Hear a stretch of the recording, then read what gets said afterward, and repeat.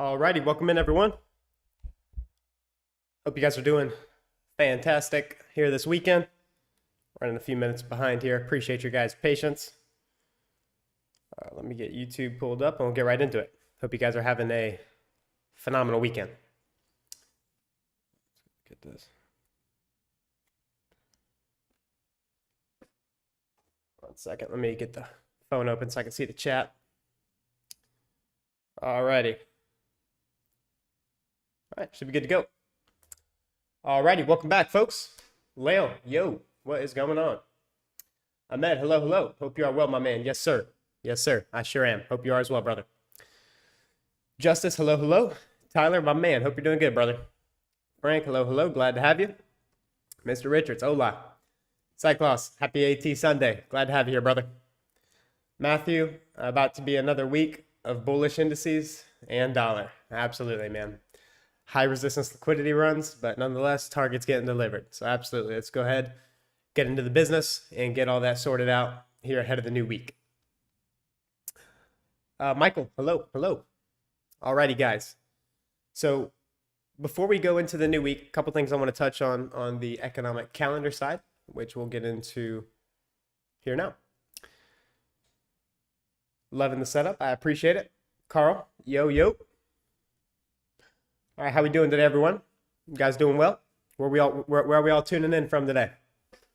All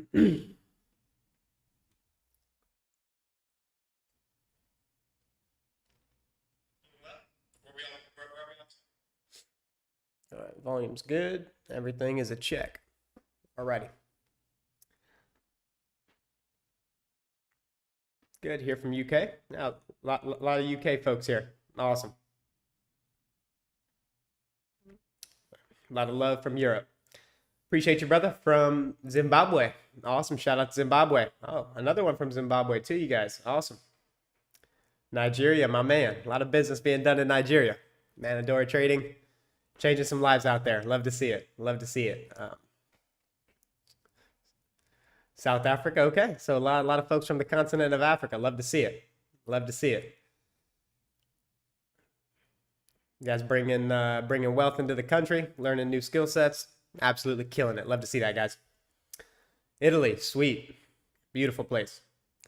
Hello from Malaysia, awesome. Man, I got people from all over the place. Appreciate you guys sharing. Saludos al maestro desde España. Mucho gusto, mucho gusto. Roshan, India. All right, shout out to India. I know we have a lot of Indian folks here in the community as well. Awesome, love to see it. Love to see it. All right, guys, so appreciate you tuning in today. Everything should be smooth here on our end. And let's go ahead and get into the business. So this is the weekly forecast for October 13th. Hatim, Morocco. Nice, nice, nice, nice. Panama, lovely country. It's where I'm at right now. All righty, guys, appreciate you sharing. Let's get down to the business without any further ado. So this is the weekly forecast for October 13th, 2024. So the economic calendar this week, a few things to be mindful of. We do have a bank holiday on Monday. So generally when we have bank holidays, usually I'll push the outlook to Monday just to get the 3-day weekend. But since I was already here, I have some things to attend to tomorrow. So I figured we'll just keep it on the usual schedule. So do keep in mind there's a bank holiday Monday. Generally, I'm not trading bank holidays. I have the philosophy if the banks aren't trading and we're trading bank strategies, I probably shouldn't be trading either, right? If the banks aren't.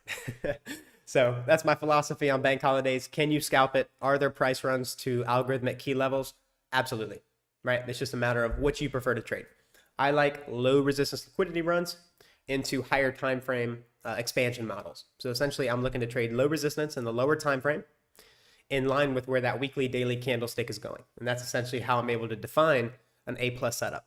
Generally on bank holidays or even the AM session after a bank holiday, generally, you don't see that.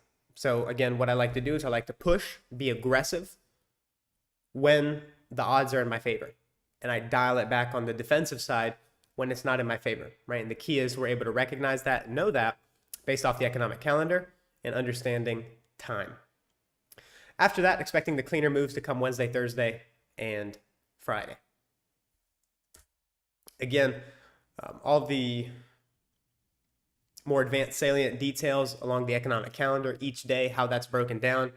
again, will be covered in our weekly newsletter, as always. So not to take the thunder away from that, just want to touch on some of the most important factors. But again, my man Tommy, get everyone on the same page with what we're looking for there. So the assets we're going to be taking a look at here today, let me get this straightened out, will be US dollar, treasury bonds, and Nasdaq. As always, we look at the dollar first to gauge risk on, risk off. The treasury market or the bond market confirms the risk on, risk off sentiment. And then from there, we transition into the assets we trade: foreign currency, indices, commodities. But in my opinion, it's essential information to know what the dollar and bonds are doing, especially if you're trading foreign currency and indices, which are financial instruments. Commodities, still a factor, not as much. So going into the intermarket analysis, starting with dollar. So weekly chart, last week we were looking for a bullish candlestick. So again, bullish order flow on the weekly with a bullish weekly candle supported at the discount arrays we were looking for last week. Premium fair value gap remains the upside target as long as we stay above the weekly inversion fair value gap.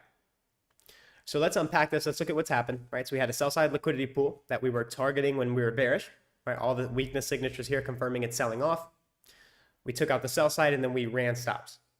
Once that happened, I was observing how we traded there and also looking at the other tools that myself and my analysts use, which is COT reports, seasonal data, interest rates, and those three things give you macro perspective.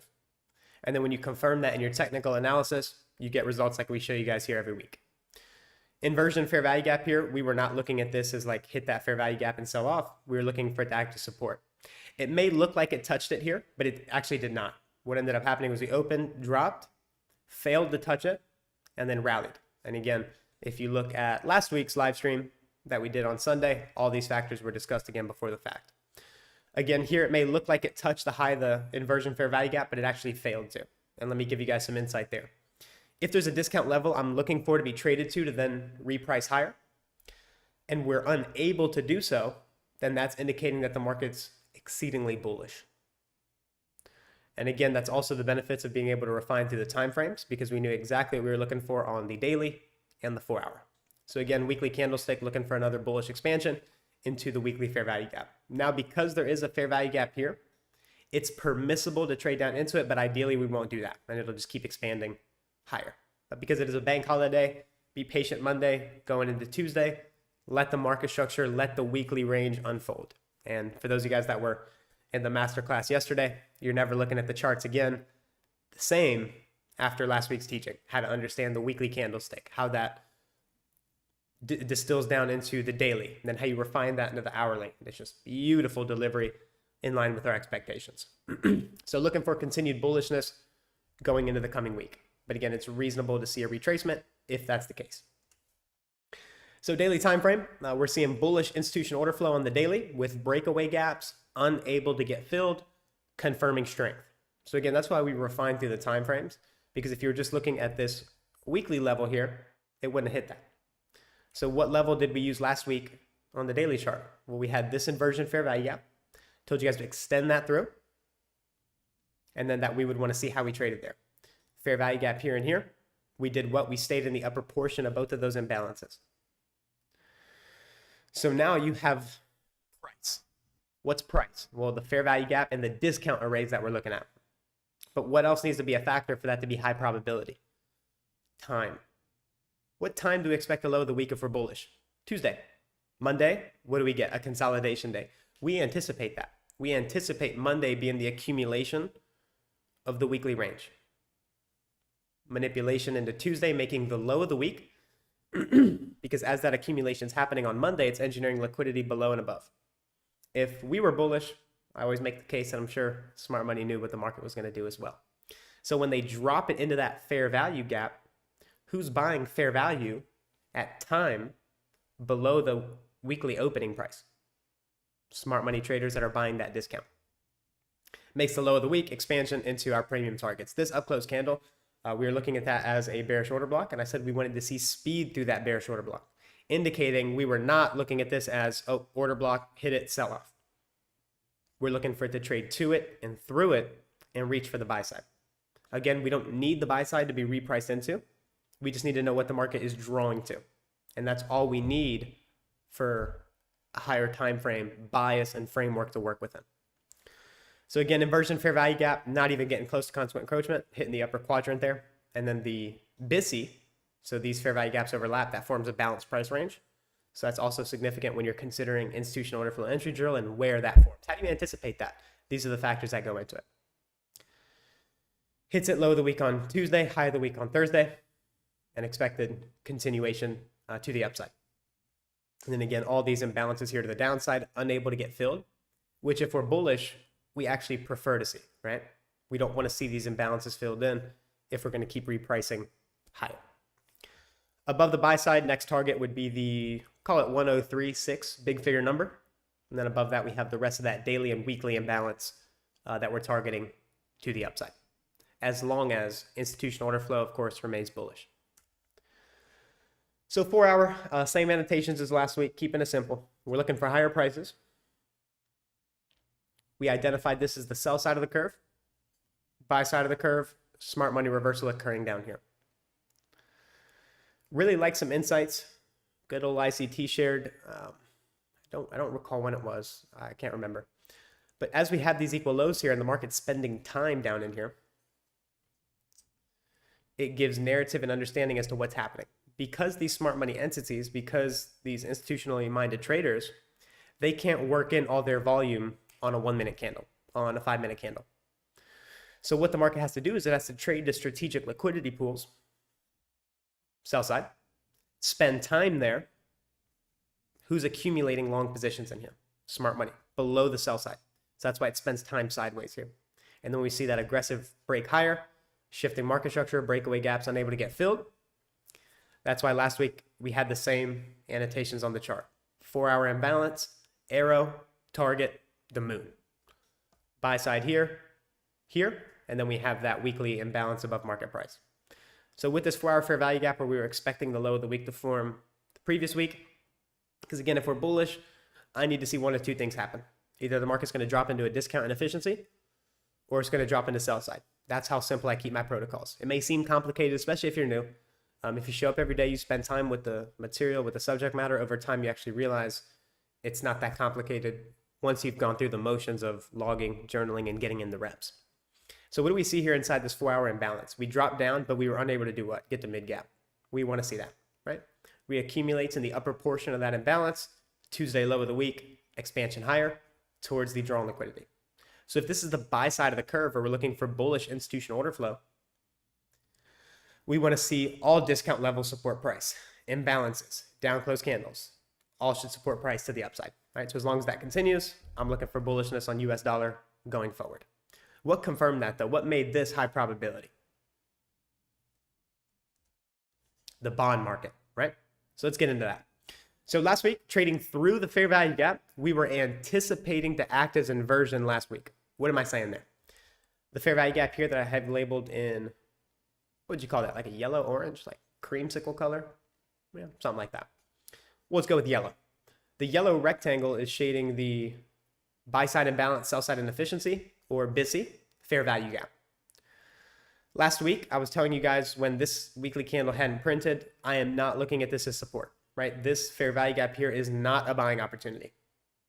So I expected it to do it, serve as inversion. Trade down through it, get below it. Now we want to see it act as resistance and keep selling off. And again, we anticipated that last week. So what gives me confidence for a bullish expansion on dollar if I'm only looking at the technical analysis? Well, that's enough.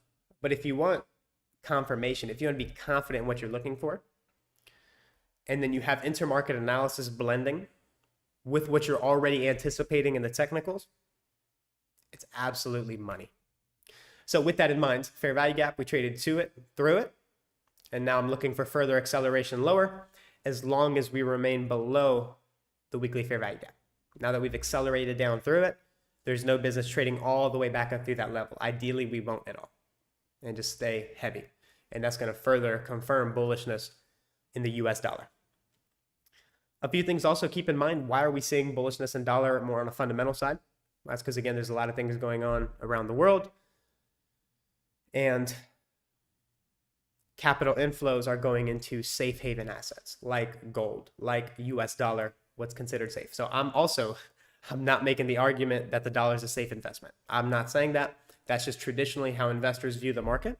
And that's what we can determine from a risk on, risk off perspective. Again, I am not making the argument that the US dollar is a good investment. Moving right along, looking at the daily time frame. Again, we had that S&P at the highs that we were watching when that happened. And we wanted to see, does that S&P hold? Then do we break to the downside? It does. And that's how we were able to anticipate, telegraph the reversal in US dollar, because we're also confirming it with the bond market as well. So treasuries remain heavy, repricing into discount targets as anticipated, confirming the risk off sentiment in the US dollar. So again, you just want that extra layer of precision. You want that extra layer of confidence, knowing what you're doing and why you're doing it. Add bonds into what you're looking at for the US dollar, especially for currency traders. Indices, it's helpful, absolutely, but it's not as imperative to have this in your analysis as it is for foreign currency traders. If you're trading foreign currency and you're not looking at these factors here, you're essentially navigating blind. Indices, it's absolutely helpful, but it's not as essential as foreign currency, in my opinion. Weekly chart, moving right along into the Nasdaq, and look to keep this one short and sweet here today. Got some family over, so I'm going to look to conclude my business here relatively quickly. Weekly chart for Nasdaq. So again, the weekly chart remains bullish, expanding the premium targets. There should be a period there. Sorry, I was doing this a bit rushed this morning. So again, weekly chart remains bullish, expanding the premium targets, comma, how we trade inside the weekly fair value gap will indicate whether or not we reprice to the rejection block here and eventually all-time highs.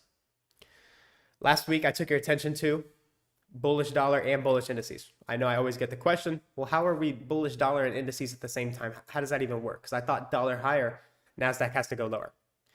Generally, I get that question from folks that used to trade Forex because you're used to that one-to-one relationship. Dollar higher, euro, pound selling off, or any other foreign currency. However, with indices, they can move in sync for a short amount of time. Long-term, strength in dollar will cause indices to bend a knee. But like I told you guys, we have to look at the technical analysis because the technicals will confirm what we're looking for. And what have the technicals been indicating for indices? It's bullish. So I'm not trying to fight this. Why? It's an election year. There's a lot at stake in terms of public perception. Like I've said many times before, many folks, especially in America, think the stock market is the economy.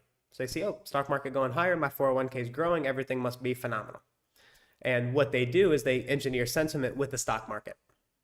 So all we have to understand, all we have to take away from that is this is a rigged casino, and we just have to know how to read it. Because if we're trying to trade it fundamentally, I've seen so many folks over the past few years always trying to call the crash, always trying to call the crash. It's going to crash. It's going to sell off. And the problem with that is it never does until it finally does. And then obviously, they're right after, 15 to 20 years of calling a market crash, that's never come. So what I do, how I take my approach to the markets is I trade buy models until the market tells me it's bearish. So I stay with bullish order flow. I'm not trying to call a crash. I'm not trying to call the market drop.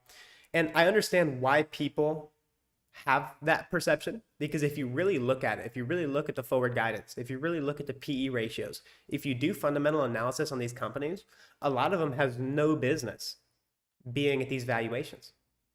So I see why someone with a fundamental standpoint would say, you know what, let's short the market. It has no business being up here. It's highly valued. So it's a good short opportunity. But what they're not taking into account is the markets are rigged, it's fakery, and it's a casino. So if you understand how to read it, if you understand how the market makers operate their casino that we call the financial markets, it gives you an advantage that folks that may think it's real, that may be looking at all these other factors that have no bearing on what the market's going to do. So the great thing about what we do here is we cut through all the bullshit and we go right into what matters: the open, high, low, and close, and top-down analysis. So again, order flow remains bullish. Wanted to share that with you guys just so we're clear, because I know I do get a lot of questions on that. How are stocks trading at these levels with everything going on with inflation, unemployment? But guess what? When you realize all those numbers that they give us are fake as well, it really opens up your mind to what's really happening here. However, I could be talking about that for a couple hours. Just want to give you guys enough background information to understand how I'm basing my decisions, how I'm not caught off guard by the media, how I'm not caught off guard by, oh man, CPI came in hot, the market's selling off at 8:30, and it just reverses and keeps going higher, right? Myself, my team, we're not caught off guard by that because we know what we're looking for.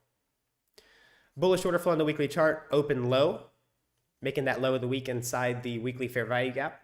Also on Tuesday's daily candlestick, which is not random, and then making an expansion higher and then closing off the high. So nice delivery, open low, high close, gravitating towards that weekly swing high. Again, we don't need it to get there. We just need range in that direction.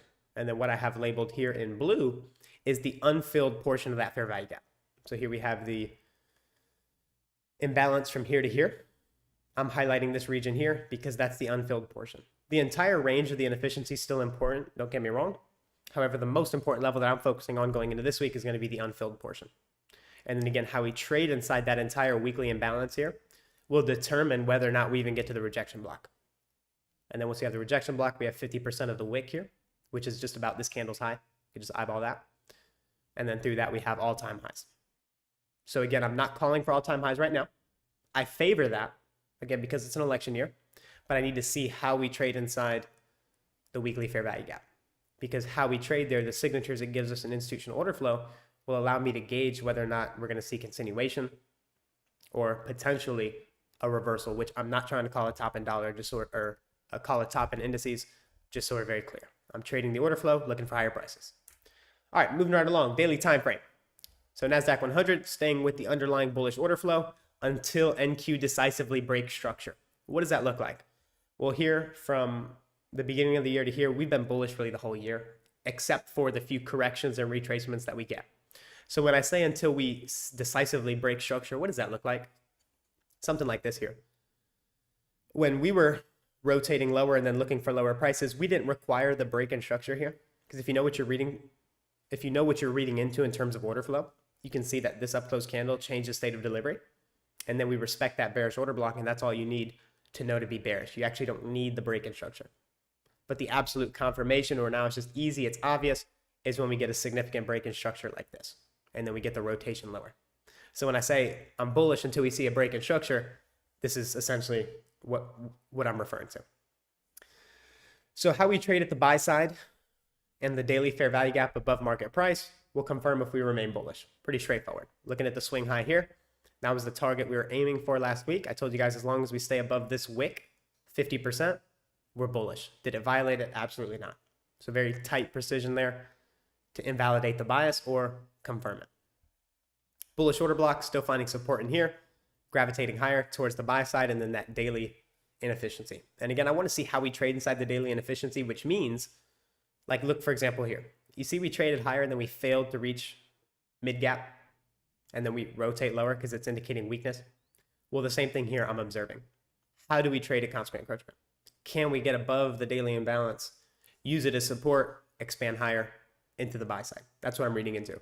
What happens if we trade higher? We can't even get to mid gap, and then we start breaking down decisively. Well, that tells me something entirely different. So you see, I just take it day by day, candle by candle. As I get new information, I'm able to make more informed, educated decisions. So I'm not trying to predict what Nasdaq's doing 3 months from now. In my opinion, that's a losing game, especially in this climate that we're in, where things can just change on a dime. So again, expecting bullish order flow to continue. These are the key levels I'm going to be watching. First target is going to be this swing high here. Next target is going to be a full repricing of the daily fair value gap. Then how we trade there will determine whether or not I look for the buy side here, and eventually all-time highs. So 2-hour time frame. The reason I chose to use the 2-hour chart was because I wanted this information here. I wanted to highlight a few things to you guys, because another question I was getting a lot of was the sell side liquidity. Let me see if I don't like to do anything too technical, but let me try that. Let me move this real quick. Oh, there we go. All right, cool. You guys see these equal lows here? I'm about to put my camera back there, but I just want you guys to be able to see that. So these smooth lows here, move that back. Usually with this OBS thing, I don't touch anything because, man, usually when I do, I get into some trouble. But those equal lows I want to take your attention to here. And then we have these equal lows here. Why is that significant? Well, because I was getting a lot of questions last week as to how are we trusting being bullish with all that sell side? Well, that comes from understanding order flow, what a buy and a sell program is. If the algorithm's in a buy program, what does that mean? It's offering higher prices. It's offering buy-side liquidity and premium inefficiencies. So if we're in a buy program, I'm not looking for sell side unless it's just an intraday Judas swing to then continue higher. So a lot of people, it threw them off because they were seeing, oh, well, there's equal lows down here in the bottom left corner that I showed you, and then there's equal lows here. So how can you possibly trust going long? Because what you're failing to understand is the weekly and the daily order flow is going to be much more important than your 4-hour, your hourly, your 15-minute chart. So bullish institutional order flow, the definition of that is a buy program, meaning it's offering higher prices to the market. So while we can run sell side short term and trade higher, I'm not expecting it. I'm looking for higher prices and I'm looking for buy side delivery, which means it's repricing higher. So what I want to see here, because we're in a consolidation, that's what I'm referencing in here. Market is in a consolidation, and I will see how the liquidity is engaged to confirm bullishness. What does that mean? Well, when I'm bullish, here we see we made a Tuesday low of the week, expansion higher Thursday high of the week, as we expect in a bullish scenario.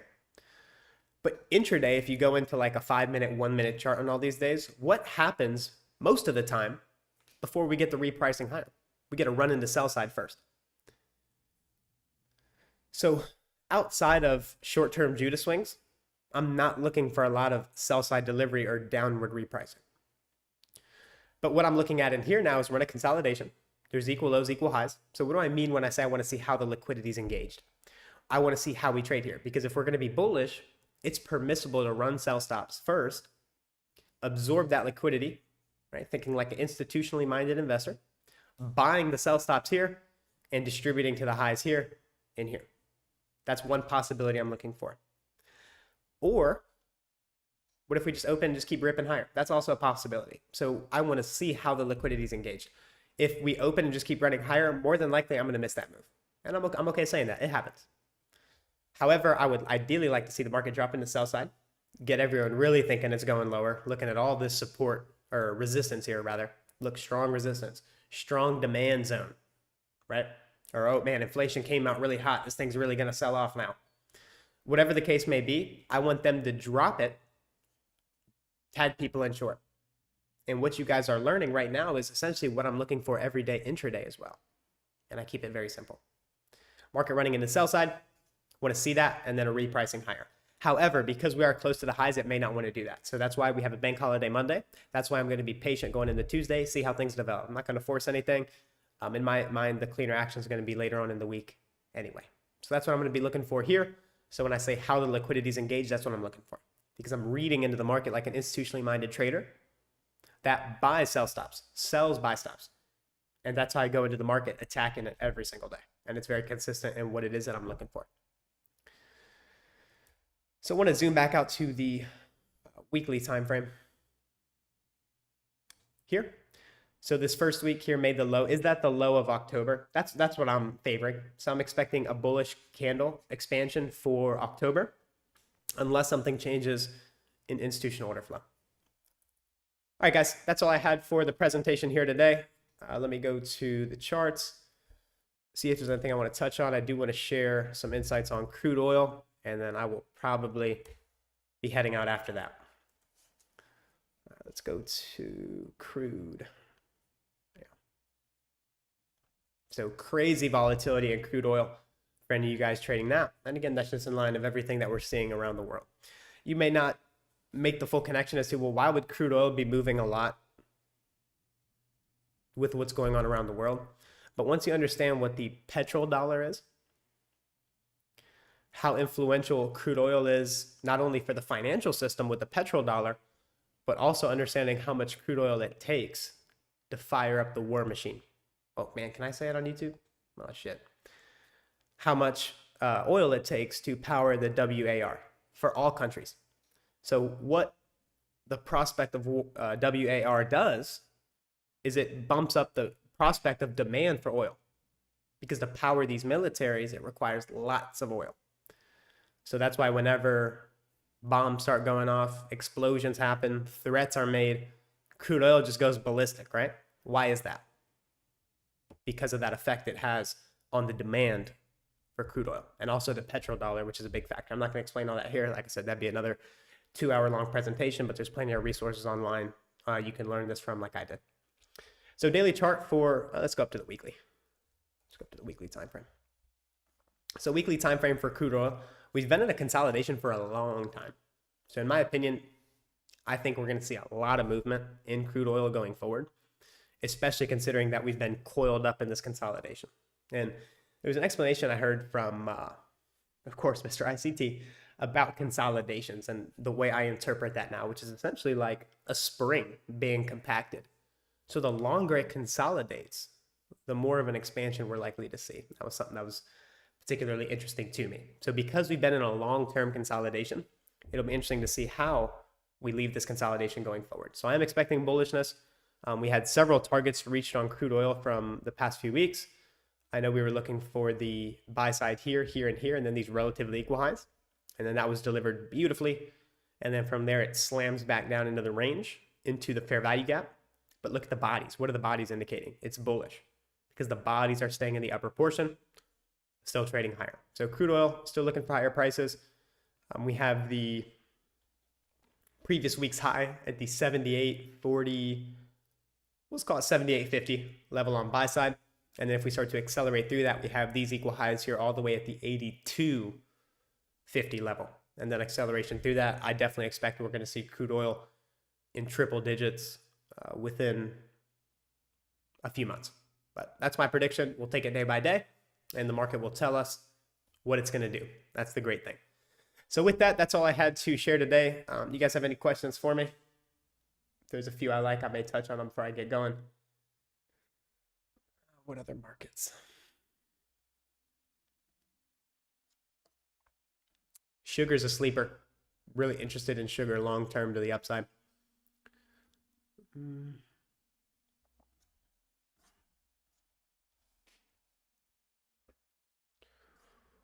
Yeah, wheat slowly grinding higher. I'll give you guys my my opinion on wheat. Here we have a dealing range, high to low. Sell side liquidity's been ran out. Shift in market structure, fair value gap, expanding higher, looking for this fair value gap here. Looking at equilibrium, 50%, and the imbalance. That, in my opinion, is a nice draw going forward. But all this back and forth delivery, not really liking that too much. So that's the business there on wheat too.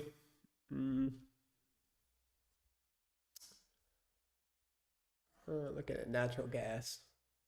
A little retracement. Take a look at gold. Gold's absolutely mooning.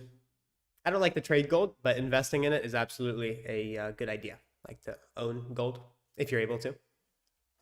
Good asset to invest. Trading, in my mind, there's better assets to trade, but I do know many folks do like to trade gold. Keep trusting your buy models on gold. In my opinion, gold's going higher and much higher. And especially as things start to escalate around the world, when you look at where gold is valued, it's so undervalued on a fundamental level, and that's because it's rigged. So the prices of metals have been so heavily suppressed for so long that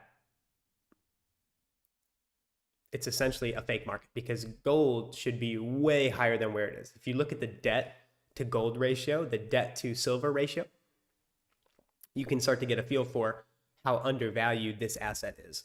So long-term, gold is going higher and much higher, because eventually it's going to have to reprice to fair value or what it should be, right? And in my opinion, it's been heavily suppressed for a long time, allowing for accumulation at really cheap prices. So just some insights on gold. Not even sure what inspired me to share all that, but there you go. Hope we got something out of this one, guys. Have a beautiful rest of your Sunday, and take care. DRENS, next content, back test. Man, just had that one on Saturday, brother. Maybe I'll look to do a free one here for the YouTube, give you guys some insights for you guys to also learn how to journal, what goes into that. So that's a good one. Appreciate the idea.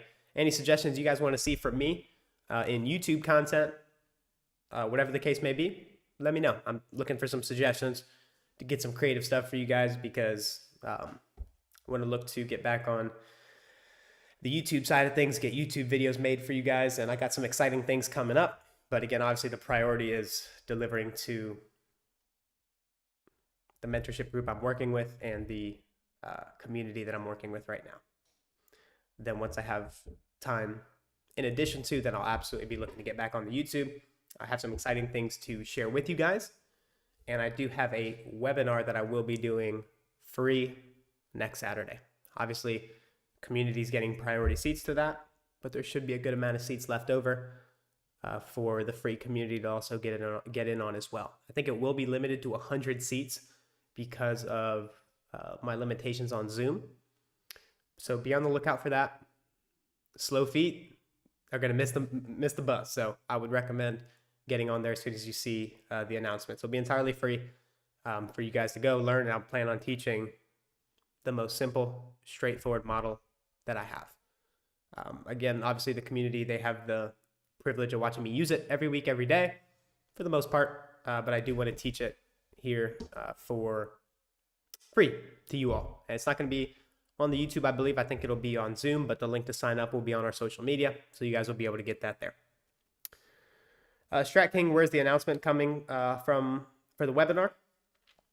So my team's going to be taking care of those details. That's above my pay grade. So they'll get back to you. I'm sure Instagram, Twitter, Telegram, there'll be plenty of announcements, so you won't be able to miss it. I'll be sure that they get it out there.